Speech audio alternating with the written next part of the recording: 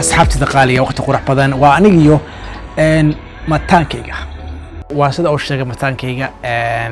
waxaan leenahay in badan soo dhawaada mawduuc maanta ahayna muxuu yahay muxuu u baahan yahay jacaylka dhabta ah